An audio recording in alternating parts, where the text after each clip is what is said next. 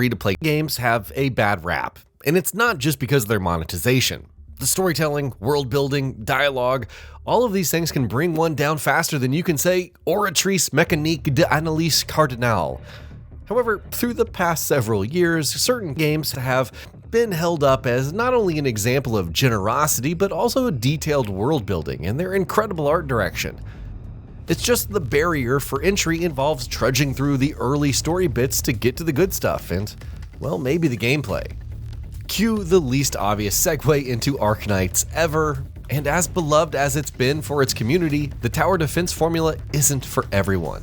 That's one of the many reasons why Arknights Endfield has been so anticipated, especially for those who know the brand but want something more high budget and action-packed.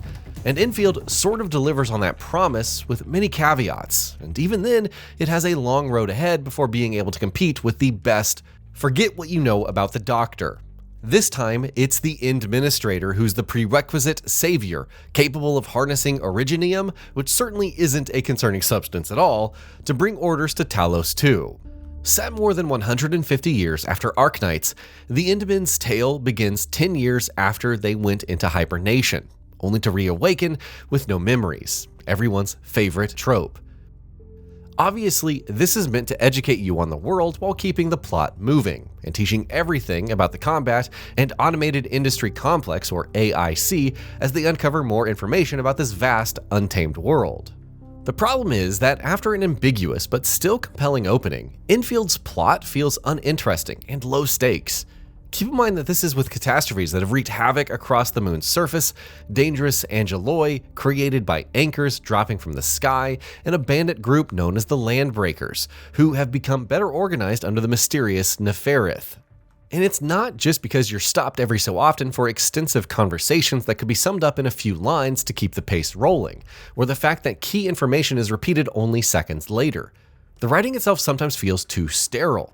As excellent as the voice cast can be, whether it's Chinkiano's enthusiasm or the gruff Wolfguard, they can only do so much when the material isn't flowing naturally, not feeling like how people would actually speak, or even worse, just full of a bunch of extraneous details for the sake of fleshing out this setup.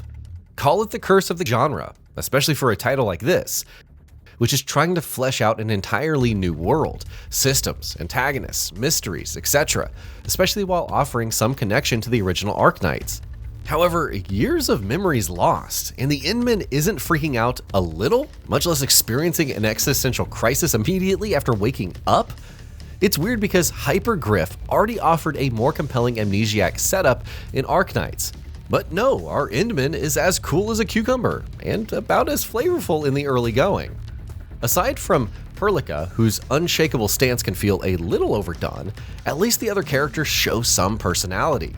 Things do improve when venturing to Wuling City, encountering the mysterious Ardashir and learning more about Chen's past and why she left, though once again the dialogue feels unnatural.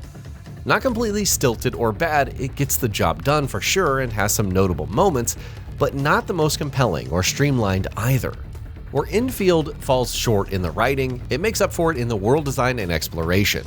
Oftentimes the anime art style doesn't always resonate with some people, but I love how developer Mountain Contour handled it here. Each character retains their anime aesthetic and is brimming with incredible details and slick animation. But Talos 2 is the real star. Gorgeously rendered, there's a heavy industrial flavor to the sci-fi trappings, which meshes very well with the wilder aspects in Valley 2. Seeing it twisted due to the corruption, resulting in various anomalies, just makes it feel more ethereal yet desolate. By contrast, Wuling City is more modern Chinese architecture combined with bamboo trees that feel peaceful. But the heavy humid atmosphere and its mugginess belie an air of mystery and foreboding. I also like how the development team didn't opt for an open world. Not just because it works better with the factory building, but also due to how much more dense each region feels with content. You won't have to travel far to resolve crises. Some of them involve simply battling waves of enemies, which can become more intriguing at higher levels when you're focusing on gear for specific stats while leveraging turrets and so on as support. There are puzzles to solve, anomalies to investigate, enemies, both landbreaker and otherwise, to smack around, facilities to restore, side quests to complete. It is an impressive smattering of content. though the puzzles can sometimes feel a little too straightforward. Going out and discovering new things is fun. It's the same feeling as testing your limits in a Satisfactory or Factorio, which brings us to the two core gameplay aspects: combat and factory building. I'll get the latter out of the way first, since it's something I enjoyed more. There's certainly a learning curve here, more so for managing the interface, but the factory building and automation are good. If you've played any of the above games, it will look familiar. Collecting resources, refining them, combining them, and so on. Managing power requirements, and ensuring everything is running as efficiently as possible. And while the applications from producing resources for delivery to crafting your own gear are manifold, you also branch out into the greater world with your creations, almost Death Stranding style. Constructing ziplines is the most obvious comparison, but you'll also want to create relays to extend the AIC's power to open closed-off sections and access chests, repair recyclers, and construct autonomous drills while you're off gathering.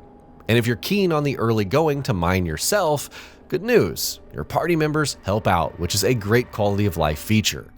As intimidating as the factory building, which doesn't quite reach the complexity of its peers, could be for some, there is an extensive array of tutorials available and more than a fair number of rewards to obtain, especially in region management. I am a little worried about how Mountain Contour will stick to it in the long run, but the number of ways to expand on it is endless, from introducing new resources and structures to different challenges. Unfortunately, that now brings us to one of my least favorite aspects of Arknights Endfield, the combat. To preface, it's not bad per se, but it is very repetitive, often boiling down to attacking enemies and then activating whatever combos become available. Oh, you can inflict different kinds of elemental statuses and bursts, the latter dealing more damage, and crafting your team around both of those is key, even if it means an overall restrictiveness to compositions. At this point, mono-elemental teams offer the best chance at success. But the actual gameplay just doesn't require any real tactical considerations. Unleash your party's skills or ultimates whenever available. It all results in the same loop, and that's true whether you're playing at level 20 or level 60. Now, don't get me wrong, it can feel satisfying, and the addition of dodging helps ensure that skill points flow more readily while encouraging more reckless behavior. And yet, it needs some actual strategy to really shine. Would I still recommend Arknights Endfield, even with these caveats and the factory building, which everyone may not gel with? Sure, especially with how many more systems there are to dive into, from building bonds and gifting characters, to artificing and truly min-maxing your gear. Just don't expect too much from the combat, and prepare to really give the story time to become compelling. Even when not comparing to other games, it's an intriguing mix of action RPG gameplay, automation, and exploration with a stunning presentation. Whether it can build on all of that to deliver something truly special within the space remains to be seen. And that'll be about it for this one. If you guys like what we're doing at Gaming Vault, please consider subscribing to our channel, and I'll see you guys on the next video.